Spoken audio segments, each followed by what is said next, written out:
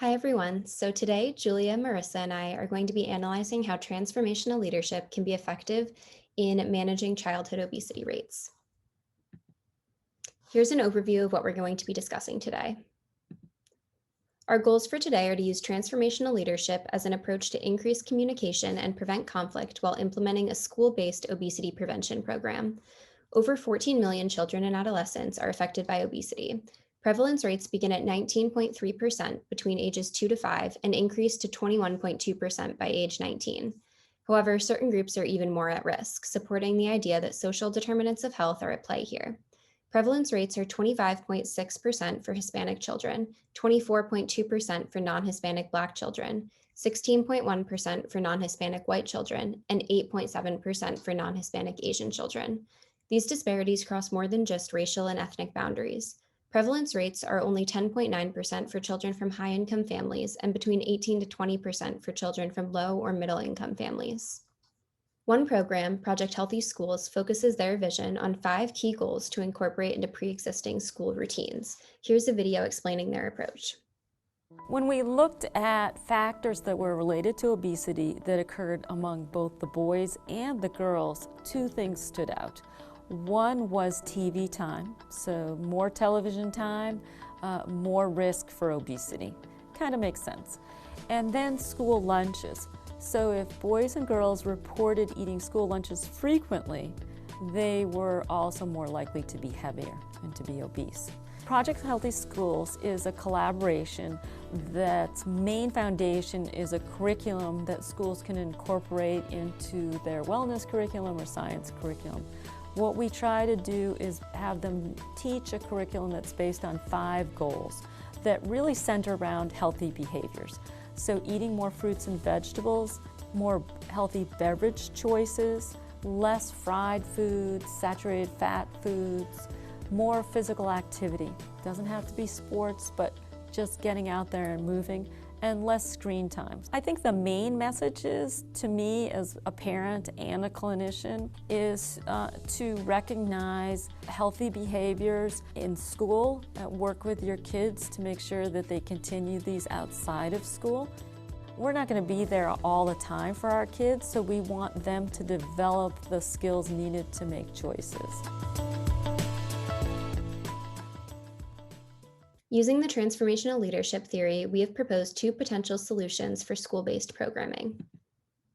Transformational leadership was first proposed by James McGregor Burns.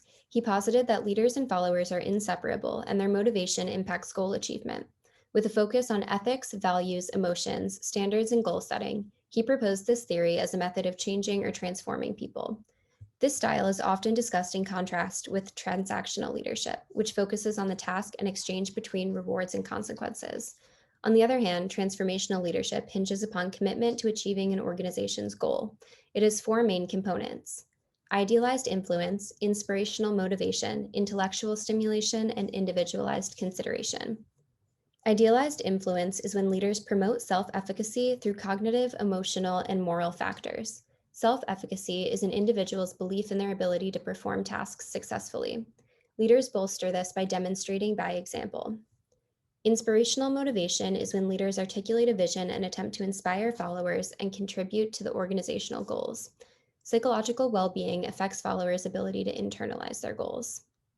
Intellectual stimulation is when leaders solicit follower efforts to problem solve, generate ideas, and find solutions to the issues that the teams face. Followers with high levels of self-efficacy may require more flexibility and less rules. Those with low levels of self-efficacy are less likely to initiate solutions.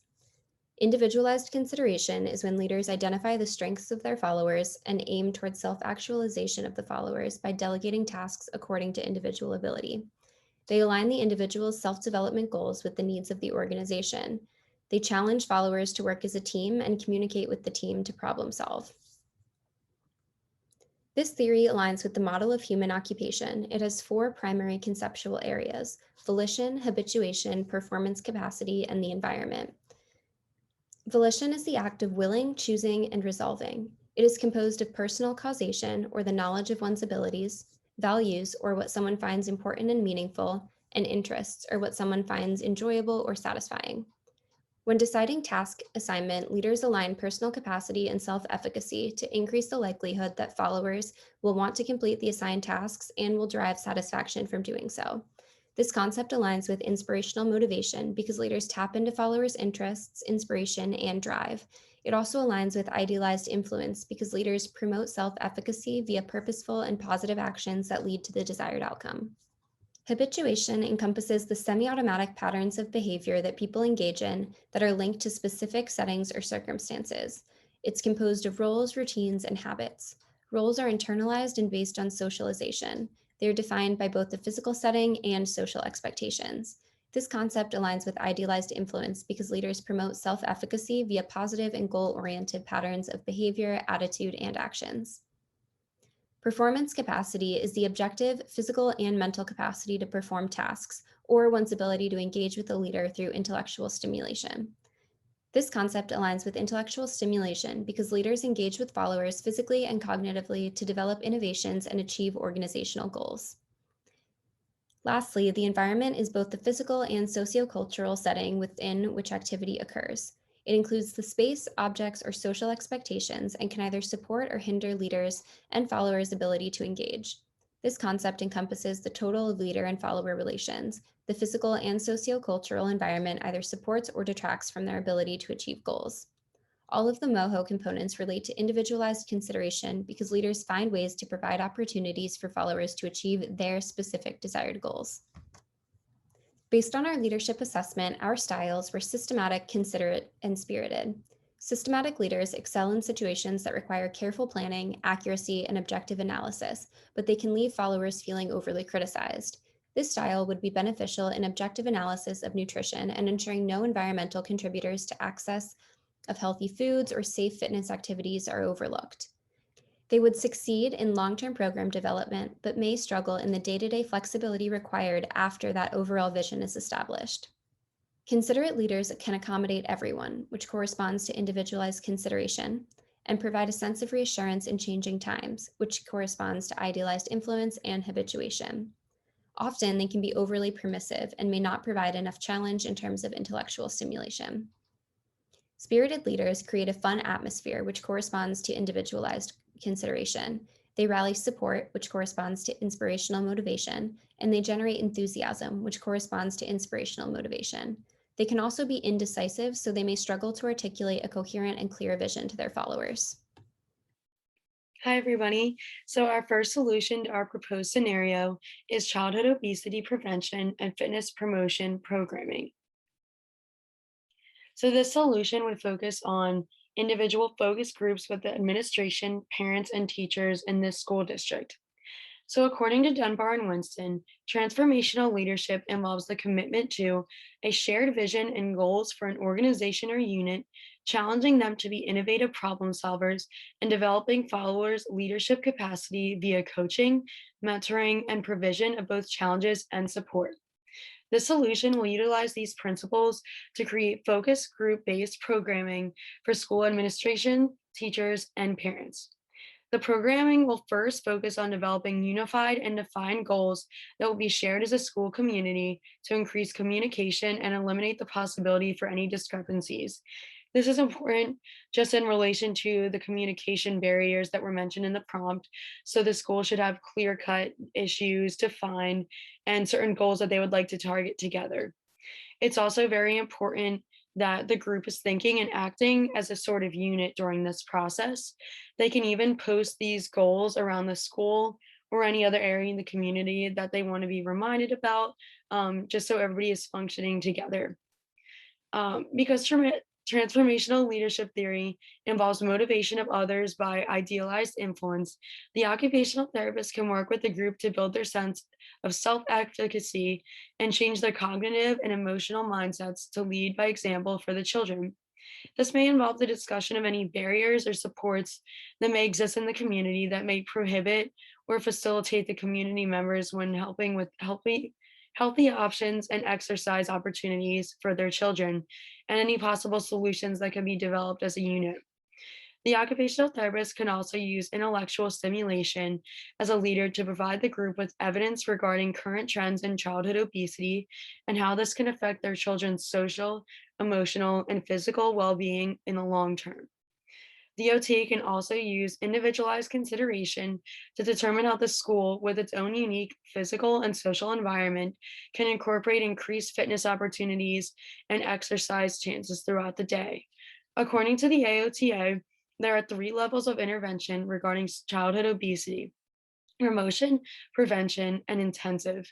This program would fall under health promotion, but further steps could be taken to begin to develop a prevention program, which may involve targeted after school groups for children who are at risk of developing childhood obesity. Overall, this solution would be very much aimed to motivate the families and the administrators and teachers of this district just to increase the self-awareness and overall communication to be able to help the students as best they can. The solution and generally the transformational leadership theory are heavily based on the model of human occupation. The model of human occupation is also relying very heavily on the idea of self awareness. For those focus groups to be successful, the administrators, teachers, and parents must develop a sense of awareness about their own actions and reactions. First, they must understand their volition, which is the first basic area of MOHO. And this involves their personal causation, values, interests, and decisions.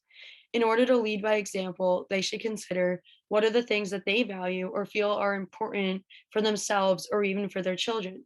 How might their decisions be affecting what their children find important and what their children's volition may be? In addition, the adults should reflect on habituation or their roles, habits, and routines. This is important to the idea of leading by example, because if the students do not see these adults exercising or eating healthy foods, they might not prioritize these areas in their own lives. Finally, the adults should reflect on their own performance capacity. Typically, in regard to transformational leadership theory, performance capacity refers to the ability of an individual to engage with others through cognitive or intellectual stimulation. So, in this case, how might these adults lead by example and challenge their children to make active changes and healthy choices in their own lives? Now we're going to take a look at the second solution that addresses the problem of child obesity.